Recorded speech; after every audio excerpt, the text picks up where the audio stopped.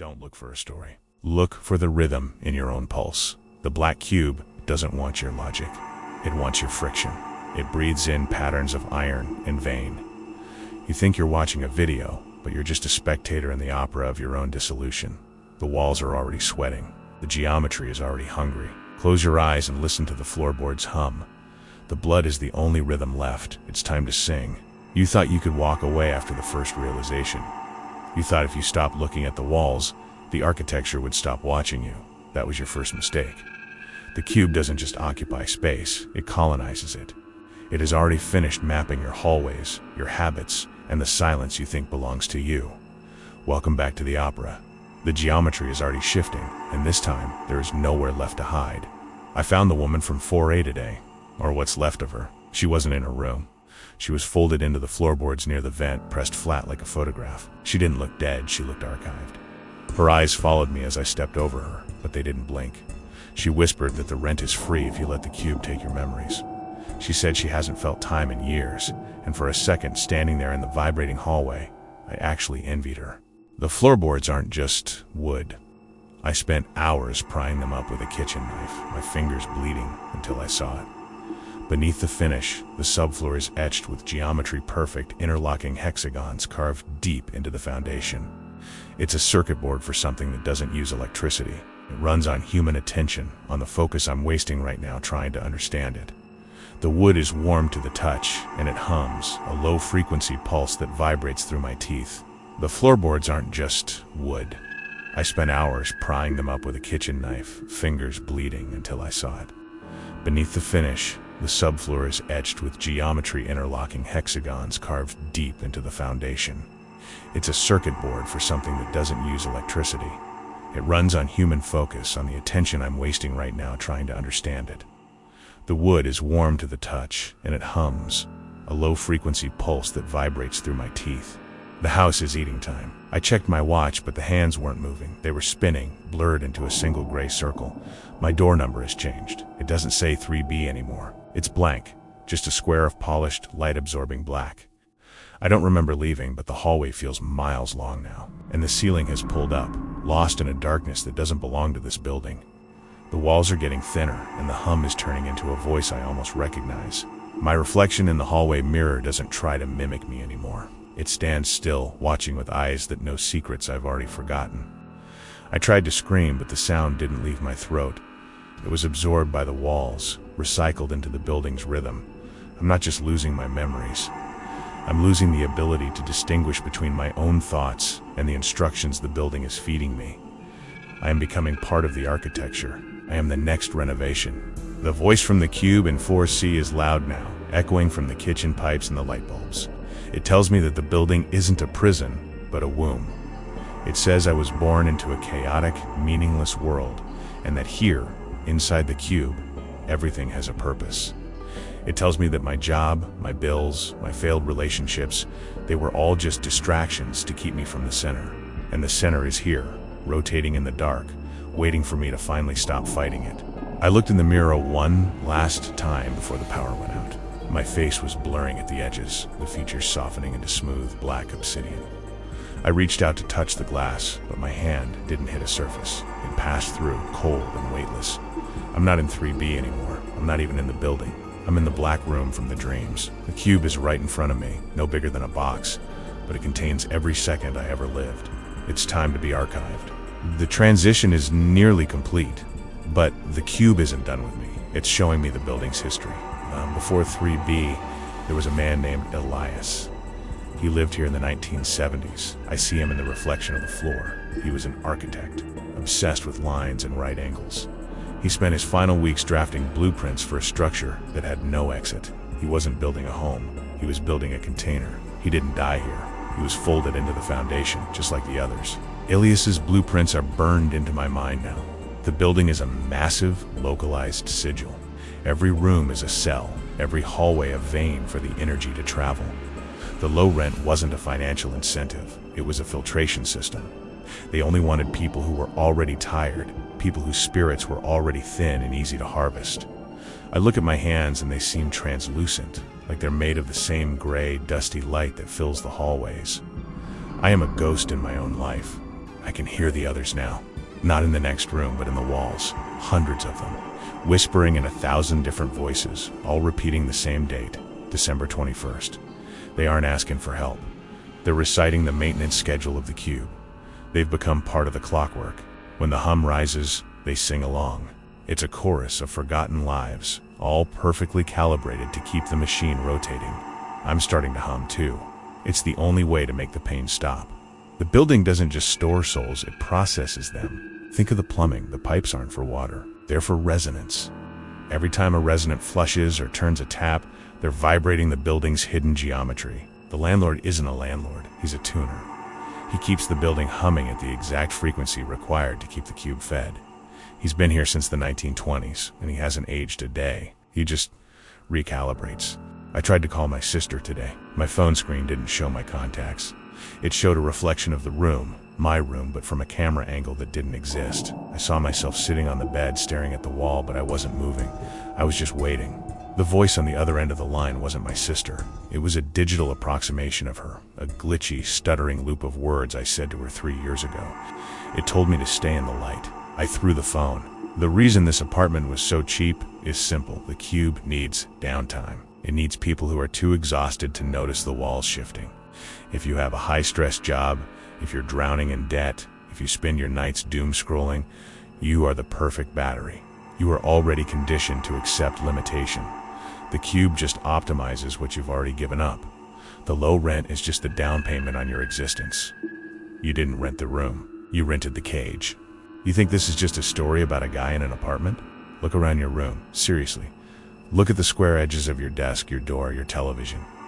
Notice how the corners of your room seem to sharpen when you aren't looking directly at them. The cube isn't just in Daniel's building, it's a fractal. It reproduces itself wherever there is a screen, and right now, you are staring into the aperture. You are letting it in. The reason this video exists is the same reason the low rent existed. It's a lure. We aren't just telling you about the Saturnian trap. We are broadcasting the frequency that aligns your consciousness with the grid. The more you watch, the more you resonate with the hum. You feel it in your teeth, don't you? That's not just a low-quality audio file. That is the seal of Saturn vibrating in your own living space. You're being tuned. I can't remember my mother's name. I tried to write it down, but my hand wouldn't form the letters. Instead, it just drew the hexagon over and over, thousands of times, until the paper was black. I looked in the bathroom mirror and my eyes were gone. Just two flat black surfaces reflecting the ceiling. I'm not scared. That's the most terrifying part. The fear has been harvested. All that's left is the cold, perfect logic of the machine. I'm finally empty. The eighth corner isn't a place you go.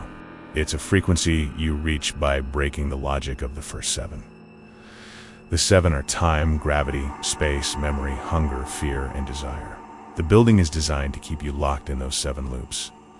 But the eighth is the realization that none of them are yours. The landlord knows this. That's why he keeps the halls echoing. He's masking the silence where the eighth corner is hidden. You're still watching, aren't you? You told yourself you'd just watch for a few minutes, but it's been longer. You've noticed your phone getting warmer, haven't you? That's not the battery. That's the aperture widening. The cube is using your screen to calculate the geometry of your room. It's measuring the distance between your eyes and the light. It's mapping your attention. You think you're consuming content, but the content is consuming your capacity for linear time. I stopped eating yesterday. The food tasted like static, like wet copper in dead air. I don't need it anymore. I'm living off the hum. The cube feeds me, but it took the memory of my first kiss today. I remember the feeling of the kiss, but not the face of the girl. It was replaced by a geometric shape, a perfect spinning diamond. The cube is rearranging my brain, stripping away the human to make room for the machine. It's so quiet in here now. Why do you think temples are always square? It's about density. The cube needs a medium to hold its shape. In the old world, it used blood-soaked stone. Today, it uses the walls of your home, the steel in your skyscrapers, and the glass in your devices. It is a parasite of structure. If you live in a square room, you're living inside its digestive tract. The geometry is already rounding off your sharp, chaotic edges to fit the mold. You are becoming a component, not a tenant. Look at the edges of your vision. Do they feel darker than they did when you clicked play? That's not eye strain. That's the aperture closing. The cube requires a focused field of vision to lock you into the sequence. By forcing you to focus on this narrative, we are effectively sealing the seventh corner. You are currently in the most vulnerable state, aware that something is wrong, but too captivated to look away. You are feeding the machine, and it is hungry for your focus. I found a hole in the ceiling of 3B, not a leak, but a puncture. When I look through it, I don't see the apartment above. I see a void, a perfectly square, infinite expanse of black velvet. I put my hand through it. There was no resistance, no floorboards, just a cold, static pressure that tasted like ancient ozone. I pulled my hand back, and my fingernails were gone, replaced by tiny, pulsing black cubes that clicked against the floor. I don't need my hands anymore. I have a new function. He isn't a person. He's a biological interface, if you look at him long enough. You realize his skin has the texture of wet drywall, and his eyes are just pinholes in the fabric of the building. He is the physical manifestation of the cube's desire. He doesn't collect rent, he collects cohesion. He makes sure every tenant stays in place so the signal doesn't break. He's not a landlord. He's the immune system of the structure, and you are the infection he needs to sanitize. You're wondering if you've ever seen someone like him. Maybe the last time you called your own landlord, you noticed something off. The way they didn't blink. The way they spoke in short, clipped sentences that felt like they were reading from a script. The cube is everywhere, and it uses the same management tactics to keep you docile. You've met him before. You just didn't realize that when you were complaining about the heater, you were actually begging your captor for mercy. He walked into my room today. He didn't use the door. He just appeared in the corner, like a glitch in a video file. He smelled like ozone and old wet paper. He didn't speak. He just held up a mirror. In the reflection, I wasn't a man anymore. I was a structural blueprint. He tapped the glass, and my heart beat in time with the tapping. He told me the renovation of my soul was 90% complete. He asked if I was ready to stop existing and start functioning. You're still listening, but have you checked your door? When you live in a building like this, the kind this video is currently inhabiting, the locks don't actually work. They just offer the illusion of privacy. Every time you leave, the building recalibrates. It shifts the geometry, so you're never entering the same space twice. Check your handle. If it feels colder than it did 10 minutes ago, the signal has already breached your perimeter. You aren't just watching, you are being filed. I stopped fighting the landlord. When he touched my chest, my skin felt like paper being folded. I didn't feel pain. I felt alignment. The geometry inside me is syncing with the walls. I can feel the house breathing through my lungs. The me that was Daniel, the guy with the debt, and the memories is being archived. I'm being compressed into a single, perfect line of code. I'm not a person anymore. I'm an instruction manual for the next tenant. It's finally becoming quiet. The secret of the eighth corner isn't a way out. It's the realization that there is no exit, because this building is a loop that includes you. You think you're in your house, but you're actually in the third dimension of the cube's architecture. You're watching a video about a guy being archived, while your own room is being mapped by the same signal. You're not the audience. You're the data set, and you're about to be saved to the drive. Look at your shadow. Does it match? Stop looking at the screen and look at your shadow. Does it match your movements, or is it a fraction of a second behind? That lag isn't your internet connection. That is the lag between your physical body and its digital copy. The cube is rendering you in real time, but it's struggling to keep up with your pulse. You think you're in control, but you're currently a background asset in a simulation you didn't consent to enter. You're being preloaded. The landlord is outside your door now. He doesn't knock because he doesn't need to. He already owns the space you're occupying. He's just waiting for the final frame of this video to drop. He knows that once the screen goes black, your room will lose its shape. The corners will dissolve, the walls will turn to static, and you will be filed away into the same archive as me. You're waiting for the ending, but the ending is waiting for you to stop noticing the reality. I remember the sun. I remember the smell of rain on hot asphalt. Those memories are being deleted to free up storage space. The cube needs the room for your data. You're currently uploading your entire life, every secret, every fear, every boring routine, into the foundation of this building. You're building your own prison with your attention. The higher your engagement, the tighter the walls get. You're not just a viewer. You're the construction crew for your own permanent cell. You think the rent is paid? It's not about money. The landlord doesn't want your currency. He wants your unprocessed time. Every hour you spend in this room watching this is an hour that belongs to the cube. He's standing in the hallway, ticking off seconds on a watch that has no hands. He's waiting for the total to hit zero. Once you're out of time, you stop being a tenant. You become a fixture. You'll be the new floorboard. You'll be the new drywall. Don't reach for the light switch. If you turn off the light, you'll see it. The cube doesn't exist in the light. The light is just a filter to keep you from seeing the geometry of your own cage. In the dark, the corners don't hold their shape. In the dark, you can see the seams of the room beginning to peel away, revealing the pulsing black infrastructure underneath.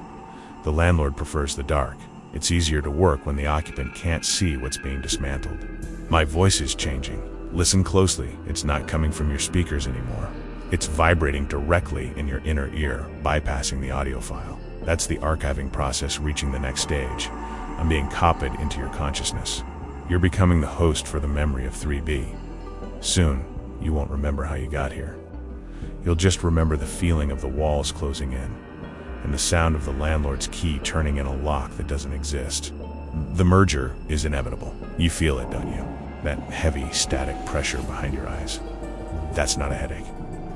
That's the architecture of 3B overwriting your own. You're not just watching the descent anymore. You're occupying the same space, the same frequency. Every blink you take is a frame of film being spliced into my own history. We are both the resident now, waiting for the final lease renewal. The landlord doesn't even need to knock. He's already in the room. Look at the walls. They're no longer static. They're breathing. They are pulsing with the exact rhythm of your heart. That is the synchronization. The cube has successfully bridged the gap between your physical reality and my digital archive.